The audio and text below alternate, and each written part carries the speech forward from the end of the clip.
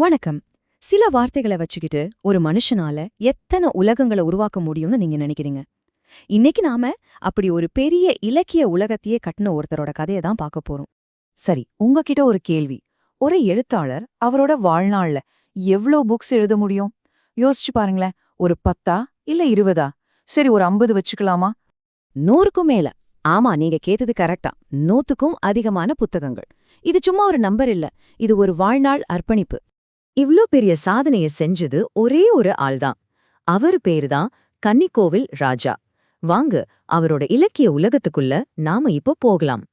சரி, 100 புக்குங்கிறதெல்லாம் எப்படி சாத்தியமாச்சு? இது ஒரே நாள்ல நடந்த மேஜிக் இல்ல. முதல்ல நாம அதை புரிஞ்சுக்கணும். சுமார 20 வருஷத்துக்கு மேல கன்னிக்கோவில் ராஜா தமிழ் இலக்கியத்துல தொடர்ந்து இயங்கிட்டே இருக்காரு. அவரோட கிரியேட்டிவிட்டி கொஞ்சம் கூட குறையல. தமிழ் இலக்கியத்துல ஒரு பெரிய தாக்கத்தை ஏற்படுத்திட்டு இருக்காருன்னு தான் சொல்லணும். அவரோட இந்த பெரிய படைப்பு உலகத்தோட இதயம் எங்க இருக்குன்னு தெரியுமா?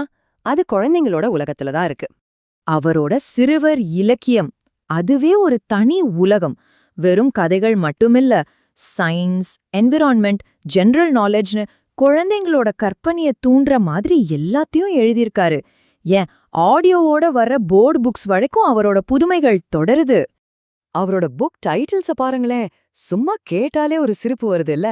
பாரஷூட் பூனை, காண்டாமிருகத்தின் பேபி சோப்பு, இந்த மாதிரி தலைப்புகளை கேட்டாலே குழந்தைங்க கதைக்குள்ள ஈஸியா போயிருவாங்க. ஒரு பக்கம் குழந்தைங்களுக்கு இவ்ளோ ஜாலியான உலகங்களை உருவாக்குறாரு, அதே சமயம் இன்னொரு பக்கம் வார்த்தைகளை சுருக்கி ஆழமான கருத்துக்களை சொல்ற கவிதையிலயும் ஒரு பெரிய எக்ஸ்பர்ட்டா இருக்காரு. இங்கதான் அவரோட ஸ்பெஷாலிட்டியே இருக்கு. பழசையும் புதுசையும் அவர் ஒன்னு சேர்க்கிற விதம் இருக்கே, அது அபாரம். ஒரு பக்கம் பார்த்தா ஜப்பானோட ஹைகோ, சென்ட்ரியோ மாதிரி பாரம்பரிய கவிதைகள்ல பெரிய புலமை. இன்னொரு பக்கம் டெக்னாலஜியை யூஸ் பண்ணி எஸ்எம்எஸ்ல ஹைகோ தொகுப்பை வெளியிடுற அளவுக்கு புதுமையா யோசிக்கிறாரு. இந்த லிஸ்ட பாருங்க, அவரோட கவிதை ரேஞ்ச் புரியும். சாதாரண ஹைக்கூல இருந்து ரொம்ப பழமையான தமிழ் எழுத்துல எழுதின ஹைக்கூ வரைக்கும் எவ்வளவு வடிவங்கள்ல எழுதியிருக்காரு பாருங்க. ஒரு கிரியேட்டரா அவ எப்பவும் புதுசா எதையாவது தேடிட்டே இருக்காருங்கிறதுக்கு இதுதான் பெஸ்ட் எக்ஸாம்பிள். ஆனா நில்லுங்க, கன்னிக்கோவில் ராஜாவோட பங்களிப்பு வெறும் புக்கை எழுதுறதோட முடியல. அதுக்கு மேல அவர் தனியால ஒரு இலக்கிய சமுதாயத்தையே உருவாக்கி வச்சிருக்காரு. அது எப்படி சாத்தியமாச்சுன்னு பார்க்கலாம். இந்த 4 ஸ்டெப்ஸ பாருங்க. முதல்ல அவரே எழுதுறாரு. 2வது மத்தவங்களோட படைப்புகளை தொகுக்கிறார். 3வது அவரோட சொந்த பப்ளிஷிங் ஹவுஸ் மூலமா வெளியிடுறாரு. 4வதா அடுத்த தலைமுறைக்கு ஒர்க் ஷாப், கதை சொல்றதுன்னு வழிகாட்டுறாரு. பாத்தீங்களா, இது ஒருத்தரோட வளர்ச்சி மட்டும் இல்ல, ஒரு சமூகத்தோட வளர்ச்சி. அவர் தொகுத்த புக்ஸோட வெரைட்டியை இந்த சார்ட்ல பாருங்க. ஹைக்கு கவிதைகள் தான் அதிகம், அதாவது 45%. ஆனா அது மட்டும் இல்ல, தன்முனை கவிதைகள், புது கவிதைகள், ஏன் திருக்குறள் சம்பந்தமான கவிதைகள்னு பலவிதமான குறள்களுக்கு அவர் ஒரு பிளாட்ஃபார்ம் கொடுத்திருக்காரு. சரி, இவ்ளோ வருஷ உழைப்புக்கு என்ன அங்கீகாரம் கிடைச்சது? இலக்கிய உலகம் அவரை எப்படி கொண்டாடுச்சு? அதையும் பார்க்கலாம் வாங்க. இந்த டைம்லைனை பாருங்க. அவரோட வெற்றி பயணம் நல்லா தெரியும்.